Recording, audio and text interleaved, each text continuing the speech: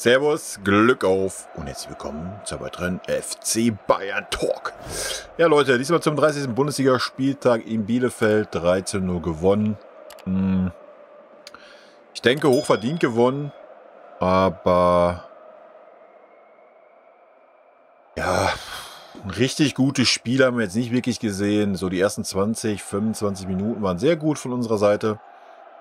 Da haben wir Vollgas gegeben, haben wir Speed gegeben, haben wir Einsatz gegeben und ja, danach war es wieder so ein typisches Spiel von uns aus den letzten Wochen, würde ich sagen. Ja, Bielefeld war einfach zu schwach. Also sind wir ehrlich, keine Ahnung. Wir können froh sein, dass es Bielefeld war heute nach dem Champions League aus, das muss man auch sagen. Dafür, dass die Mannschaft aber niedergeschlagen ist, was sie natürlich ist, da müssen wir uns ja auch nichts vormachen, wir haben natürlich auch andere Ziele gehabt. Sind ja nicht nur wir Fans irgendwie enttäuscht, da wird die Mannschaft auch enttäuscht sein. Von daher war es okay, ja. Wir haben uns jetzt nichts irgendwie groß zu Schulden kommen lassen. Aber klar musst du allein erstmal aus den Chancen, die wir allein in den ersten 25 Minuten hatten, musst du halt eine Menge mehr machen wie ein Tor. Und dann gerade auch zum Ende der ersten Halbzeit hin, ja, da hätte es halt schon 3, 4 Dinger hätten wir schon machen müssen. Ne? Das muss man ganz klar so sagen. Das haben wir mal wieder ein bisschen versäumt. Aber zum Glück hat Bielefeld nicht wirklich die Qualität, da irgendwie Kapital rauszuschlagen. Das hat man heute auch ganz klar gesehen. Zweite Halbzeit war es dann einfach kontrollieren, obwohl wir da auch viele Schwächephasen noch mit drin hatten, wo selbst Bielefeld zu Chancen gekommen ist und auch noch zu einigen Halbchancen.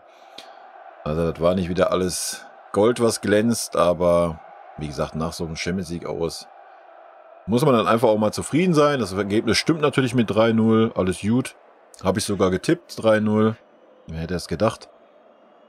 Aber die Art und Weise, ja, da kann man ein bisschen drüber streiten. Fairerweise muss man natürlich auch sagen, dass ein Hernandez nicht dabei war und Coman nicht dabei war. Und wenn man gerade so ein Gnabry gesehen hat, die ersten 30, 35, 40 Minuten, Alter, das war halt wieder gar nichts. Ich denke, sein Tor hat ihn so ein bisschen nach oben geholt. Zweite Halbzeit war es ein bisschen besser, wo wir da auch gar nicht mehr so viel offensiv zustande gebracht haben. Aber erste Halbzeit war halt wieder alles komplett falsch, was er gemacht hat. Alter. Er hat nicht ein Dribbling gewonnen, jeder Pass kam nicht an, den er gespielt hat, waren 3, 4 Zuspiele in den Strafraum rein, die einfach, ja, keine Ahnung, blind reingeschlagen waren oder was. Keine Ahnung, war halt, ja, hatte die meisten Aktionen in der Offensive, das kann man ihm natürlich zugute halten. In der ersten Halbzeit hat er dann auch das Tor schön gemacht, da gibt es keine Frage. Aber davor war es halt schon echt, weiß ich nicht. Also da kann man nicht von Topform reden oder von internationalem Niveau. Da kannst du vom Bundesliga-Niveau vielleicht noch sprechen, aber das war es auch. Ja, keine Ahnung. Ich habe mir jetzt gerade noch die Interviews nach dem Spiel angeguckt. Auf Frage nach dem Vertrag und so ist er gar nicht drauf eingegangen und so. Ja, weiß ich nicht. Also wegen mir, war ja auch in den Kommentaren, wegen mir, wenn ein Verein kommt und zahlt dir 30 plus, Alter. Tschüssi, hau rein, komm gut in England an, kein Problem. Sehe ich als keinen großen Verlust an, bin ich ganz ehrlich. Wenn man die Saison mal Revue passieren lässt, also können wir auf einen Gnabry getrost verzichten, wenn man dann, wie es in den Kommentaren stand, einen Nkunku bekommen könnte von Leipzig. Guckt euch die Statistiken an, auch die Spiele, die ich gesehen habe. Ja, würde ich direkt eintauschen, sage ich euch, wie es ist.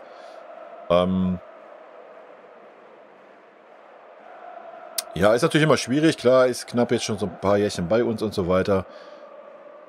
Aber man muss auch irgendwann mal so die Kirche im Dorf lassen, wie man so schön sagt. Also da wieder um jede verfickte Million da rumzuhandeln, Alter, das Thema haben wir ja schon bei Coman damals gehabt. Da vergeht mir mittlerweile alles. Also das ist auch nicht mehr irgendwo. Also ich persönlich merke schon so ein bisschen, dass die Lust am Fußball bei mir schon die letzten Jahre immer ein bisschen weiter schwindet. Kann ich schon so sagen. Ja, man hat halt einfach nur noch das Gefühl, dass es nur ums Geld geht. Ja, selbst bei Müller geht es nur ums Geld, Alter. Das ist halt traurig einfach. Es ist einfach traurig, weil wir da über Dimensionen reden, ob ich jetzt als Spieler 12 Millionen im Jahr kriege oder 17 Millionen. Mal ganz ehrlich, Leute. Welcher Normalsterbliche, wie ich es bin, soll das nachvollziehen können? Jetzt mal ehrlich, ob ich am Ende, nicht im Monat, im Jahr natürlich, ob ich am Ende vom Jahr dann halt netto Cash irgendwie 7 Millionen in der Tasche habe oder 9 oder 9,5. Macht das den Kohl dick oder was? Ich meine, wir reden da auch immer über Verträge von 3 bis 5 Jahren. Ja? What the hell? What the hell, Leute? Es geht in meinem Schädel nicht rein. Wie man da sich um jede Million da rumschachern kann. Das kann doch nicht... Das hat doch auch nichts mehr mit Glaubwürdigkeit im Fußball zu tun. Und dann ist doch klar, ja, überrascht dich da noch so eine Leistung wie gegen Villarreal oder was? Wenn da keine Spieler mehr auf dem Feld sehen, die für den Verein wirklich spielen, die nur für Geld spielen? Oder warum erreichen andere Vereine wie Paris noch nie die Champions League gewonnen haben? Ja, warum denn wohl? Weil die Leute da auch nur rumlaufen und alles Söldner sind. Ist traurig, ist aber wahr. Ja? Und bei uns kriegt man auch immer mehr den Eindruck. Was schade ist. Was wirklich schade ist. Und wie gesagt, so als Normalsterblicher kann man das nicht nachvollziehen. Wenn du so von so einem 5-Jahres-Vertrag ausgehst, ob du da jetzt am Ende 30 Millionen stehen hast oder du hast, sagen wir es mal, überspitzt 40 Millionen stehen. Wow. Dann wirst du natürlich ganz schön arm dann sein, wenn dir die 10 Millionen fehlen. Das ist natürlich schon hart. Ist schon hart. Klar, da kann man wieder argumentieren, ja, aber ein Fußballer hat ja auch nur 10, 15 gute Jahre. Und danach muss er mit dem Geld ja auskommen. Also ich in meinem Arbeitsleben werde wahrscheinlich hochgerechnet keine 10 Millionen in meinem ganzen Arbeitsleben verdienen. Ich habe es jetzt nicht hochgerechnet. Und bevor ich jetzt Scheiße erzähle, können wir es ja mal hochrechnen, obwohl kann ich am Kopf rechnen. Dann sagen wir mal grob so 30, 300. Ja gut, 10 Millionen, du wirst du nicht erreichen. So. Punkt. Ich muss damit auch leben, Alter, mit dem Einkommen. Und die Leute investieren 15 Jahre. So, wer soll das nachvollziehen? Wisst ihr, wie ich meine? Man kann es nicht nachvollziehen. Man kann es nicht nachvollziehen. Und deswegen sage ich zu jedem, wo der Vertrag ausläuft und so weiter, dann verpisst euch einfach. Verpisst euch einfach. Wenn ihr nicht zu schätzen wisst, was ihr am FC Bayern habt, das ist dasselbe wie beim Alaba und es da einfach nur um jede Million geht, dann verpisst euch. Es ist scheißegal, ob ihr Lewandowski, Neuer, Müller oder Gnabry heißt. Dann verpisst euch einfach aus unserem Verein. So, das wollte ich einfach mal gesagt haben. Jetzt bin ich ein bisschen abgeschweift. Eigentlich wollte ich mal zu dem Thema so ein bisschen extra Video machen, aber dann handeln wir das jetzt einfach mal alles ab, weil, wie gesagt, zum Spiel gibt es nicht viel zu sagen. Wir haben es verdient gewonnen. Ich kann es noch mal kurz zusammenfassen. Die ersten 25 Minuten waren gut, danach war es wieder so Larifari-Gedöns. Aber Bielefeld war nicht wirklich gefährlich. Erste Halbzeit. Zweite Halbzeit war Bielefeld ein bisschen besser, wir ein bisschen schlechter. Haben es aber trotzdem souverän runtergespielt und ja. Dank Musala haben wir das 3-0 gemacht, auch wenn es eher nach dem Eigentor aussah. Vielleicht zu Nianzou, ja, hätte man rot geben können, aber auch nicht zwingend, meines Erachtens nach. Ich glaube nicht, dass es mit Absicht war. Wäre es mit Absicht, wäre es natürlich klar rot gewesen.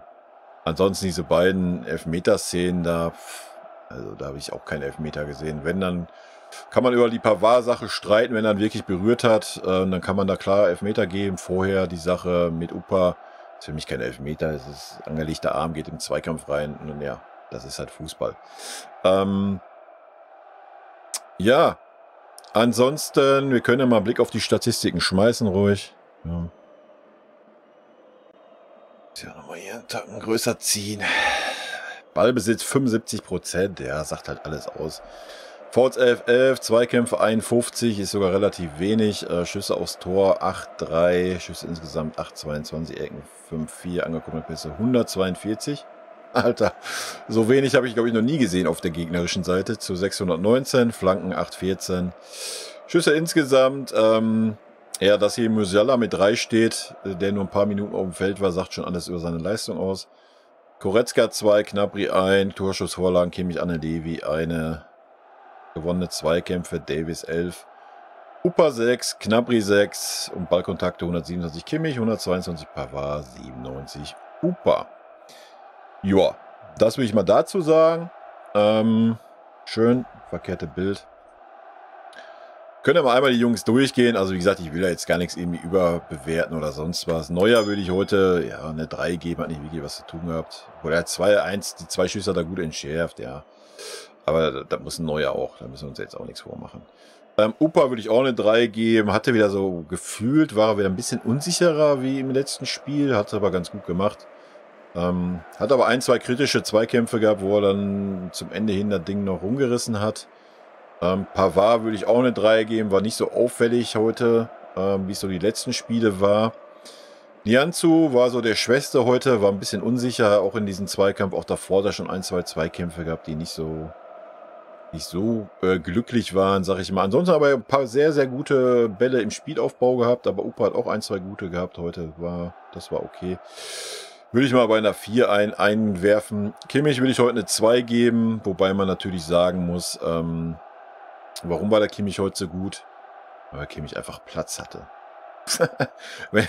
wenn ihr gesehen habt, wie viel Platz und wie viel Zeit er vor dem Pass auf Gnabry hatte, das hatte er das ganze Spiel halt. Ja. Wenn du gegen uns spielst und lässt den Kimmich den Raum, ja, dann nutzt er ihn halt auch. Ne, das muss man ganz klar sagen. Wenn du einen Kimmich einen Mann auf die Füße stellst, der ihn direkt presst, kommt ein Kimmich sehr schlecht mit zurecht. Das hat Bielefeld halt nicht getan. Ja, und das ist dann das Ergebnis. Goretzka war super unauffällig. Keine Ahnung, ich erinnere mich jetzt an keine Szene, die irgendwie super mega gut war oder sowas. Weiß ich nicht, will ich eine 4 geben. Fonsi haben wir heute gesehen, was Fonsi kann. Auch da mal in Bezug auf den Kommentar im Champions League Video. Ja, ich denke, man hat heute ganz klar gesehen, was ein Davis kann und was er nicht kann. Ja, ein Davis kann halt nicht 2 Leute ausdribbeln. Ja, deswegen war der Wechsel komplett Banane in der Champions League. Gegen einen tiefstehenden Gegner ist ein Davis halt einfach eine Nulpe. Punkt. Das hat man heute gesehen. Er kann doch nicht mal 2 Spieler von Bielefeld ausdribbeln. Traut er sich auch gar nicht zu, wie wir gesehen haben. Er spielt halt den Ball lieber nach hinten. Wenn er Raum hat, den er heute auch hatte gegen Bielefeld, ganz klar, kann er seinen Speed ausnutzen und klar kann er dann auch mal einen Spieler ausdribbeln oder beziehungsweise seinen Speed halt ausspielen. So, das ist ein Davis. Aber ein Davis ist kein Musiala oder ein Sané oder ein Coman, der 2 Leute ausdribbelt an der Außenlinie. Das ist ein Davis nicht. Ne? Das wollte ich nur noch mal unterstreichen. Hat man nämlich heute sehr gut gesehen im Spiel gegen Bielefeld. Und deswegen bleibe ich dabei, dass der Wechsel in der Champions League Schwachsinn war. Auch von dieser angeblichen Verletzung bei Hernandez. Die 5 Minuten hätte er noch gespielt, bin ich mir sicher. Aber anderes Thema. Gnabry habe ich schon gesagt. Ja, ich bin kein Freund von Gnabry. Das wird sich auch nicht ändern. Er ist für mich, ja, weiß ich nicht. Du musst ihn gefühlt immer Zucker im Arsch blasen und bitte, bitte sagen, damit er mal eine gute Leistung bringt. Finde ich sehr schwierig. Er war heute bemüht, keine Frage, definitiv. War auch, wie ich schon sagte, der Mann, der die meisten Offensivaktionen hatte. Hatte aber fast nur Grütze in der ersten Halbzeit. Ja, genauso wie Müller. Müller war genauso schlecht heute. Aber hat natürlich dann das Tor super gemacht. Gute Bewegung. War bemüht. Man hat ja auch gerade über die Zweikämpfe gesehen. Zweikämpfe und sowas. War alles gut. Im Großen und Ganzen würde ich ihm eine 3 geben. Ein oder anderen wird ihn vielleicht ein bisschen besser sehen wie ich. Dann ist das halt so. Sabitzer war ich heute wieder mega enttäuscht. Kannst du am Ende der Saison auch wieder weg. Schick ihn weg, Alter. Schick ihn zurück nach Österreich, was weiß ich was. Lächerlich. Also wirklich lächerlich. Da hast du ihn mal einmal gelobt vor 2 Spielen, weil er mal gute 30 Minuten hatte. Ja, wahrscheinlich ist er pissig, dass er in der Champions League nicht gespielt hat. Kann ich voll nachvollziehen. Ja, aber da muss er dieses Angepisstsein halt mal in Ehrgeiz und Wille und Wollen auf den Platz transportieren. Und das war heute wieder gar nichts. Wirklich gar nichts. Du hast gar nicht gesehen, dass er auf dem Platz ist. Wenn du ihn wahrgenommen hast, war es, weil er irgendeinen schlechten Zweikampf hatte. Also, I don't know, weiß ich nicht. Verstehe diese Einstellung nicht. Wenn ich doch dann das Spiel kriege, ja, dann muss ich liefern. Punkt. Weiß ich nicht. Weiß nicht, was er bei uns will. Ganz ehrlich, weg. Hoffentlich gibt es einen, der ihn haben möchte am Ende der Saison für 5 Mille oder was und dann hau ihn weg. Ganz ehrlich. Hat so viele Chancen bei uns gehabt. Ich dachte jetzt, er hätte echt nach den 30 Minuten, da hätte er die Kurve gekriegt. Keine Ahnung, ich weiß nicht, woran es liegt. Ich kann es euch nicht sagen. War auf jeden Fall gar nichts heute. Will ich heute eine 5 attestieren. Thomas Müller will ich heute auch eine 4 attestieren. Brauchen wir gar nicht weiter reden. Müller war wieder unterste Kanone. I don't know. Also die Leistung, die ich in den letzten Wochen gesehen habe, da müssen wir nicht über einen Vertrag reden, wo 20 Millionen drin steht. Ja, dann kannst du über einen Vertrag reden, wo 12 Millionen drin steht, weil du schon ein alter Sack bist und du kannst deine bis 25 wieder spielen, kannst dann gerne bei uns verbringen und dann musst du damit leben, dass er mal jedes zweite Spiel auf der Bank sitzt und mal Musiala für dich spielt. Weiß ich nicht. Erwarte ich halt einfach auch ein bisschen mehr von Müller. Keine Ahnung, was da im Moment auch los ist. Ist halt schon auffällig, dass so die ganzen Leute, wo die Vertragsverhandlungen sind, ja, so diese Leistungsschwankungen haben. Das ist ja bei Müller jetzt auch nicht erst seit diesem Spiel, das ist ja auch schon ein paar Wochen. Ne? Und beim Gnabry dasselbe, beim Levi, ja, die letzten Wochen waren auch nicht wirklich gut. Verstehe ich nicht wirklich, sage ich euch ganz ehrlich. Ich finde, wenn man in Vertragsverhandlungen ist, dann sollte man noch Top-Leistungen bringen, um überhaupt Argumente zu haben. Was für Argumente hat denn aktuell ein Gnabry, Alter? Was für Argumente hat ein Gnabry, der die letzten 20 Spiele schlecht war? Der bei einer Einwechslung gut war, so wie der Sabitzer. Bei einer Einwechslung war er gut, weil er mal Ehrgeiz gezeigt hat und Einsatz gezeigt hat. Und dann setzt sich da ein Berater hin und sagt, ja, ich weiß nicht, was der Gnabry gerade verdient. Ich denke mal so um die 10. Ja, aber jetzt möchte mein Mandant gerne 17 Millionen haben. Ja, aufgrund welcher Leistung denn? Ja, das weiß ich jetzt auch nicht. Oder wie? Wie soll man da denn argumentieren, Alter? Also ganz ehrlich, bin ich komplett beim Verein. Ich würde dem auch nicht mehr wie 12 Millionen zahlen.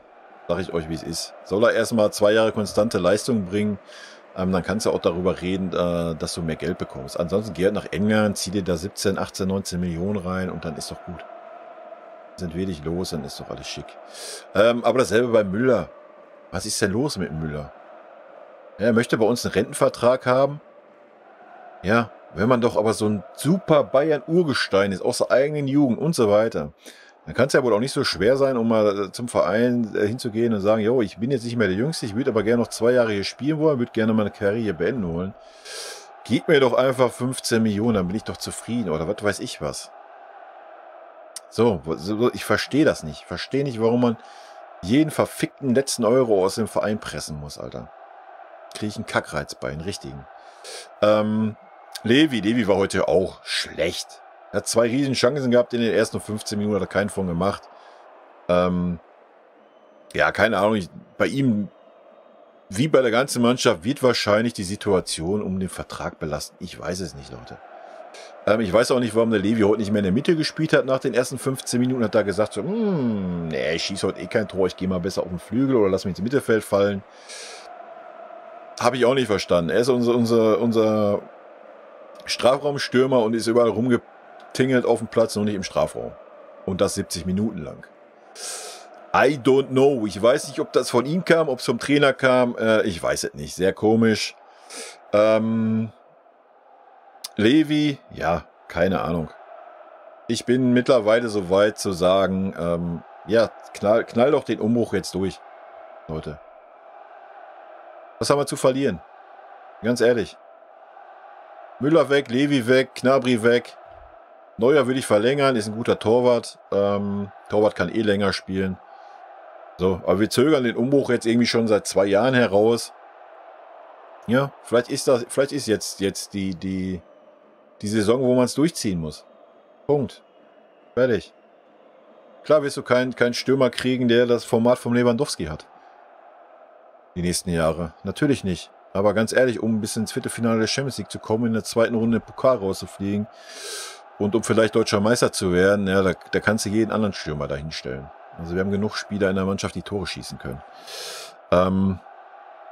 Weiß ich nicht, bin sehr gespannt, wie sich das alles entwickelt mit den Verträgen. Ja. Aber auch da, ich weiß nicht, ob man da als Lewandowski dann auch jeden Cent dann aus dem Verein pressen muss. Fühle ich halt auch nicht, Leute. Sag ich euch ganz ehrlich. Er verdient schon super viel, hat super viel bei uns verdient die letzten Jahre. Entweder sagt man ja jetzt, dasselbe geht für Müller, die halt beide auf ihrem Zenit sind, sag ich mal. Weder sagt man halt jetzt, yo, ich möchte aber noch gerne noch 3 Jahre spielen, ich möchte noch mal was Neues erleben. Dann verkauft man die Leute im Sommer. Oder man sagt halt, ja, ich fühle mich hier so wohl, die letzten Jahre waren so super, ich habe immer pünktlich mein Geld gekriegt, der Verein ist toll, alles tutti. Ich weiß, ich bin jetzt ein alter Sack, ich spiele wahrscheinlich die nächsten 2 oder 3 Jahre, die ich da noch habe, nicht mehr auf absolutem Top-Niveau. Und da mache ich mal ein bisschen Abstriche beim Gehalt und freue mich, dass ich hier bleiben darf. Das wäre mal eine Ansage, die wir natürlich nie erleben werden, von beiden nicht. So blauäugig bin ich mittlerweile nicht mehr, habe ich ja schon am Anfang gesagt. Aber das wäre mal was. Ja, was mal überraschend wäre. Beim Gnabry sieht das anders aus, er ist noch ein bisschen jünger, das verstehe ich schon, dass der noch ein bisschen geldgeiler ist. Aber in den Altern, machen wir uns nichts vor, was die beiden schon in ihrer Karriere an Kohle verdient haben. Nur allein bei unserem Verein. Ja. Also von daher. Aber man darf ja noch träumen. Leroy Sané, 61. eingewechselt. Haben wir Levi eigentlich benotet? Levi will ich eine 4 geben heute. Auswechslung bewerten wir ja nicht wirklich, aber benoten wir nicht. Sané war wieder schlecht. Hoch 10, Alter. Ich weiß nicht, ob er nochmal im Heimspiel von der Südkurve ausgepfiffen werden muss. Dann ging es ja auf einmal ein halbes Jahr lang und jetzt ist wieder, ich habe keine Ahnung. Es ist genau dieselbe Leistung, wie er gezeigt hat, bevor er ausgepfiffen wurde. Gut, er ist ein bisschen engagierter, das kann man ihm nicht absprechen, aber es kann doch nicht sein, dass ein Leroy Sané 50% der Zuspiele nicht annehmen kann. Alter, das sieht aus, als wärst du in der D-Jugend und übst einen Ball zu kontrollieren. Was ist denn los mit ihm? Kann das Fußballspiel noch nicht verlernt haben? I don't know. Und das ist auch schon seit Wochen so. Junge, nicht ein Dribbling. Klar, er setzt nach hinten, wenn er einen Ball verliert und so. Ist alles gut. Möchte ich ihm gar nicht absprechen. Aber es muss doch irgendwo dran liegen, dass man keine Bälle mehr kontrollieren kann. Alter, geht in meinen Kopf nicht rein, sage ich euch ganz ehrlich. Katastrophe. Katastrophe heute auch wieder. Stanisic, ja, der war nicht existent. Er war einfach nicht existent. Weiß ich auch nicht, was er bei uns möchte. I don't know. Was sollen wir da auch bewerten? Das war sein erster Bundesliga-Einsatz in der Rückrunde oder was weiß ich. Ja, hat es gut gemacht. Es hat keinen großen Fehler gehabt. Man hat ihn nicht wahrgenommen. Also von daher, ja, hat das ganz gut gemacht. Was man als Auswechsel oder als Einwechselspieler ausstrahlen sollte, hat man bei Musiala gesehen. Der hat 30 Minuten Fußball gespielt. Er war der beste Mann in der zweiten Halbzeit bei uns. Sowas musst du aber von jedem Spieler erwarten, der reinkommt. Ja, weiß ich nicht. Schwierig. I don't know. Ich weiß nicht, woran es liegt. Wie gesagt, das Spiel darf man sich zu ernst nehmen nach dem Champions League aus und so weiter. Das verkraftet ja auch jeder Spieler anders und so. Keine Frage. Man muss das jetzt hier auch nicht alles so auf die Goldwaage legen, was ich hier so bewerte. Aber ja, I don't know. Ich weiß nicht, so ein Sabitzer oder so, das ist schon wahnsinnig enttäuschend in meinen Augen. Und wenn ich dann so ein Gnabry nach dem Spiel im Interview sehe, Alter, so diese, ja, ich habe keinen Bock, leck mich am Arsch Einstellung, die er vermittelt. Passt auch so, wie er sie auf den Platz gibt teilweise. Wie gesagt, heute war es nicht so schlecht, keine Frage. Aber weiß ich auch nicht. Ja, I don't know. Ich bin sehr gespannt, was die Wochen bringen werden. Ja. Ich habe die Befürchtung, dass alles so bleiben wird, wie es ist. Sag ich euch ganz ehrlich. Wir werden mit Müller verlängern, wir werden mit Neuer verlängern, wir werden sehr wahrscheinlich mit Lewandowski verlängern. Und wahrscheinlich werden wir uns auch mit dem Gnabry irgendwie einigen. Würde ich jetzt einfach mal von ausgehen. Und dann wird sich nicht groß was ändern. Ja, dann reden wir über die ganzen Ergänzungsspieler, die den Verein vielleicht verlassen. Dann holst du da ein bisschen frische Jungs ran oder holst noch mal ein paar aus der Jugend hoch. Wie heute so ein Vidovic, der mal reingeworfen wurde. Was ich halt irgendwo nicht verstehe, das habe ich ja auch schon auf die ganze Saison gesagt, aber sage ich jetzt auch gerne nochmal, wenn wir doch so Leute haben, die einfach aktuell, warum auch immer, ist ja völlig wurscht warum, aber einfach keine Leistung bringen. Und da können wir durchgehen. Da kann ich euch gerne nochmal 5 Stück aufzählen. Warum gibt man da nicht den Jungs eine Chance, wie so ein Vidovic, wie so ein Wanner? Wir verlängern die Verträge, geben den Profiverträge, Ja, und da kannst du sie noch nicht mal in der Bundesliga bringen und ihm mal die Chance geben. Ich meine, hätte der Musiala nicht eine Chance gekriegt unterm Flick, ja, dann würde sie ihn auch nicht sehen. Wird auch in der Regionalliga versauern. Das verstehe ich halt irgendwo nicht. Das geht halt nicht in meinen Kopf rein. Dasselbe mit dem Rocker, aber das Thema brauchen wir nicht wieder aufwärmen. Da gehe ich auch ganz stark davon aus, dass er weg sein wird am Ende der Saison. Ja, keine Ahnung, verstehe ich immer nicht. Ich habe so ein bisschen das Gefühl, so, was auch, wenn man sich mal so die Pressekonferenzen anhört und so zum Nagelsmann, habe ich auch schon im letzten Video gesagt, dass er sich da hinsetzt oder hinstellt und sagt, ja, und ich segne, ich lasse mich das ja auch immer absegnen vom Levi und vom Neuer und vom Müller und so. Ey, das verstehe ich nicht. Das geht nicht in meinen Kopf rein. Ich meine, Kumpeltyp als Trainer, alles gut, kann man ja bis zu einem gewissen Grad machen. Aber ja, weiß ich nicht. Weiß ich nicht. Ich meine, ja, klar, ist ein bisschen unerfahren, der Nagelsmann. So das erste Mal, dass er mit wirklichen Weltstars zusammenarbeitet. Da will man sich das wahrscheinlich nicht gleich verscherzen mit den Leuten. Ja, aber irgendwas ist da im Busch. Sind wir ehrlich? Also irgendwas ist da im Busch. So, mal auf die Saison gesehen. So viele Spiele, die nicht Bayern-like waren, die nicht zu erklären waren und ja, weiß ich nicht. Schwierig. Bin sehr gespannt auf die nächste Saison. Ich bin erstmal gespannt, wie sich so unser Kader entwickelt. Ich hoffe, ich täusche mich, dass mit allen 4 verlängert wird. Meinetwegen, ja, leite den Umbruch ein. Wir haben Müller-Nachfolger mit Musiala in eigenen Reihen. Ich denke, er ist in der Lage, die Spiele zu spielen und nicht immer nur ein paar Minuten und die Spiele auch auf der 10 zu spielen und nicht auf der 6 zu versauern. Dafür haben wir andere Leute auf der 6. Ist zumindest meine Meinung. Und wie gesagt, ich will so Müller auch gar nicht absägen oder sonst was. Dafür hat er viel zu viele Verdienste im Verein. Er kann ja gerne noch, wenn er bis 25 spielen möchte, kann er das ja auch gerne tun. Kann er ja auch gerne bei uns tun. Aber dann muss er halt einfach auch mal damit leben, dass er mal ein paar Pausen kriegt und so weiter. Wird ihm ja wahrscheinlich auch nicht dann so schlecht tun. Wenn man sich mal so die Leistungen der letzten Wochen anschaut. Ja, gut, das ist meine Meinung. Ist ein bisschen abgeschweift. Ein Thema habe ich noch. Nagelsmann hat ja gesagt, dass er über 400 Morddrohungen hatte nach dem Champions League aus und dass er auch nach jedem anderen Bundesligaspiel Morddrohungen hat und wenn er mit Dreierkette spielt, mehr Morddrohungen, als wenn er mit Viererkette spielt. Leute, da frage ich mich, was ist mit den Leuten los? Sind die alle krank im Schädel oder was? Was ist mit der Gesellschaft los heutzutage? Was stimmt nicht mit den Menschen im Internet? Leute, die stellen sich alle anonym dahin und sprechen Morddrohungen aus und sonst irgendeinen Scheiß. Und dann noch die Sachen, dass es dann gegen die Familie der jeweiligen geht. Alter, was ist denn los mit euch? Seid ihr alle nicht ganz richtig in der Birne? Habt ihr alle keine Eier? Dann setzt euch hier hin, so wie ich das mache. Haltet eure dumme Fresse vor die Kamera und dann sagt eure Meinung. Das ist so alles okay. Aber stellt euch nicht anonym da irgendwo im Internet hin, sprecht irgendwelche Morddrohungen aus, weil wir mit einer Dreierkette spielen. Alter, was ist denn los mit euren scheiß Schädel, Alter? Und dann tituliert euch nicht noch als FC Bayern-Fans, ey. Könnte ich ja eskalieren bei. Leute, ey. Was ist denn los mit der Menschheit heutzutage? Junge, da ist mir echt ein Ei aus der Hose gefallen, wo ich das gehört habe. Da schämt man sich auch für, dass man dann Bayern-Fan ist. Weil ich glaube ja nicht mal, dass das Fans sind, die sowas machen, aber...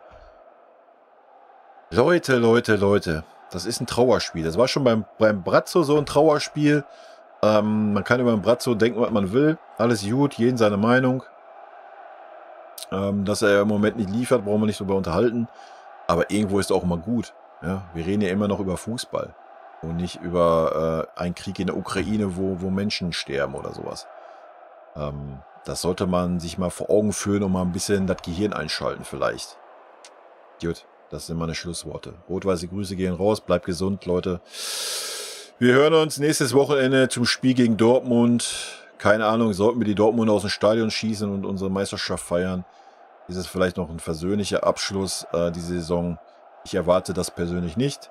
Aber ich lasse mich gerne eines Besseren belehren und schauen wir mal. Haut rein. Tschüssi.